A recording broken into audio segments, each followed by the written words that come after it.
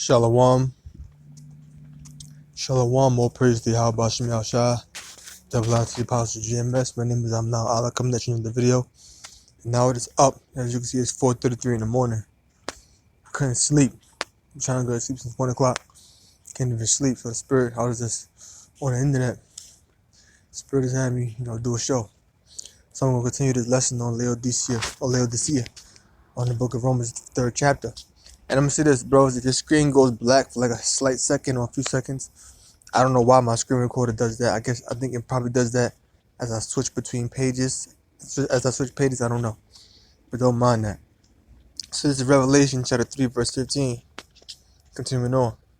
I know thy works, that thou art neither cold nor hot. I would that thou wert cold or hot. Let's break that down. First, let's go to the word works.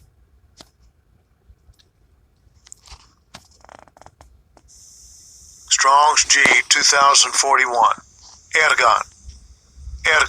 Ergon. Business, employment, that which any one is occupied. That which one undertakes to do, enterprise, undertaking. Let's go to the point. An act, deed, thing done, the idea of working is emphasized in opposition to that which is less than work. So it's talking about work or deed. I know thy works, I know thy deeds. That thou art neither cold. So I know thy works I know thy deeds, that thou art neither cold nor hot. It's got the word cold. See what that means. Strong's G 5593. Sokras. And it says cold, cool, of cool water, metaphorically. Cold, i.e. sluggish, inert, in mind, of one destitute of warm Christian faith and the desire for holiness. So it means to be sluggish. Sluggish and inert is basically synonyms that mean the same thing. So sluggish or inert in mind, of one destitute of warm, it says Christian faith and the desire for holiness. So when a person is cold, they're destitute of warm faith and of a desire for holiness. See, Yahushua is saying that the church of Laodicea is cold. You're not cold, meaning you aren't necessarily sluggish in mind or destitute of warm faith and desire for holiness. You're not that. And then it says, I know thy works or thy deeds, that thou art neither sluggish or destitute of warm faith and holiness and a desire for holiness, or hot. What does the word hot mean?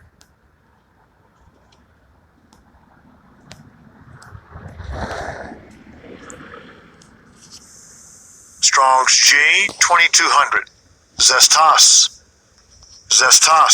Zestas. Boiling, hot, metaphorically a fervor of mind and zeal. So when a person has fervor of mind and zeal, they're passionate. Okay? See how Yahushua is saying, I know thy works, thou art neither cold nor hot. He's saying, I know your deeds, that you are neither destitute, that you are neither sluggish or inert in mind, or destitute of warm faith and desire for holiness, nor do you have zeal. Alright? Nor do you have zeal or fervor. Meaning, nor do you have passion. In other words, you're straddling the fence. So then, because thou art lukewarm, so being that you aren't cold or hot, you're right in between. You're not destitute, yet you're not on fire. You're right in between. You're lukewarm. Got the word lukewarm.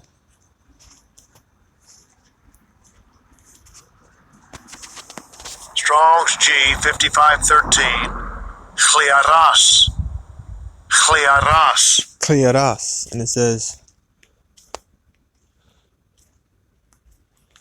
tepid, lukewarm, which tepid means to be warm. Metaphorically, of the condition of the soul wretchedly fluctuating between a torpor and a fervor of love. In other words,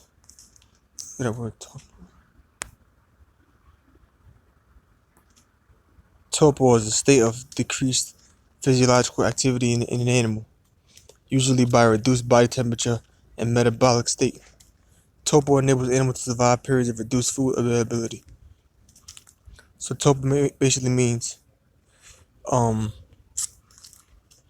state, see right here, Merriam-Webster, a state of mental and motor inactivity with partial or total insensibility.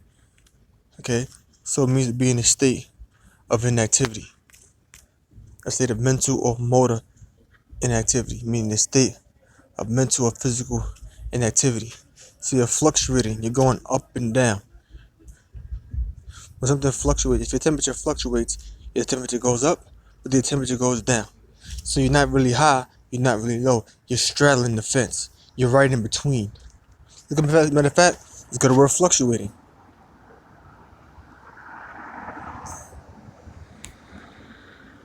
Fluctuate. Rise and fall irregularly in number or amount. So you're rising and you're falling irregularly. The chains continually shift back and forth very irregularly. In other words, you're straddling the fence. Okay? So Yahweh Shah is saying, I know your deeds that you are neither cold nor hot. You're not necessarily sluggish and inert in mind and destitute of warm faith and a desire for holiness, but nor do you have fervor and zeal. But you're lukewarm, you're tepid. You're in the condition of where your soul wretchedly fluctuates, rises and falls irregularly between the torpor and the fervor of love. Which torpor is a reduced is like a reduced body temperature. It's reduced mental or motor inactivity, excuse me. And fervor means intense and passionate. So you lukewarm, man. That's how Shah is saying. I'm not gonna go to the word spew because the word spew basically means to vomit.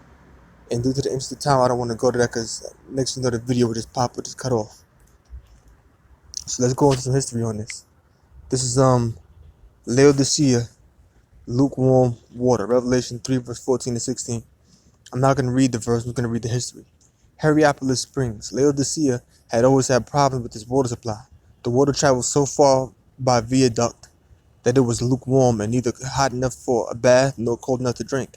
Its neighbor Hierapolis Springs had ample hot water for bathing, and Colossae had streams of refreshing cold pure water for drinking, but the Laodicean viaduct delivered only tepid in between water.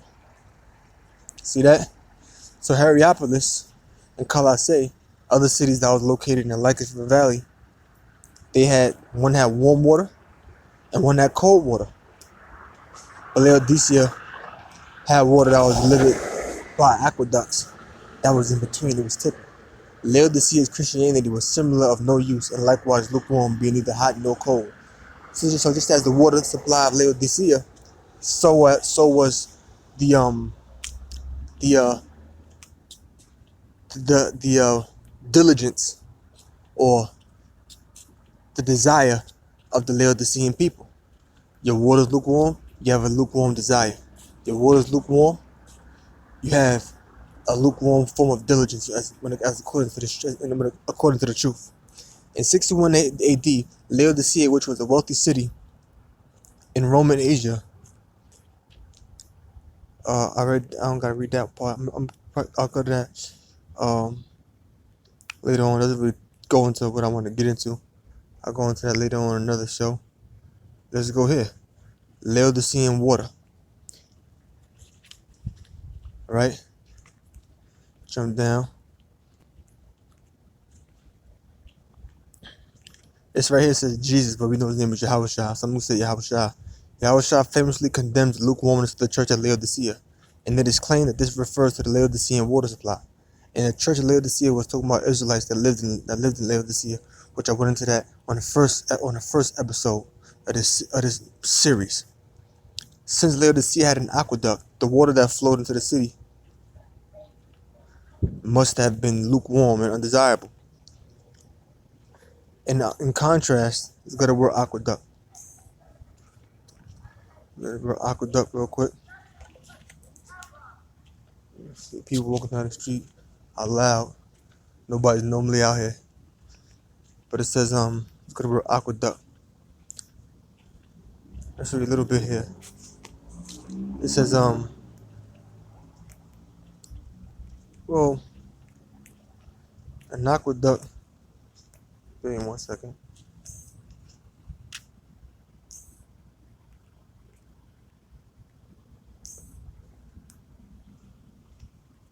As you can see, it says here aqueduct. An aqueduct is a water course constructed to convey water.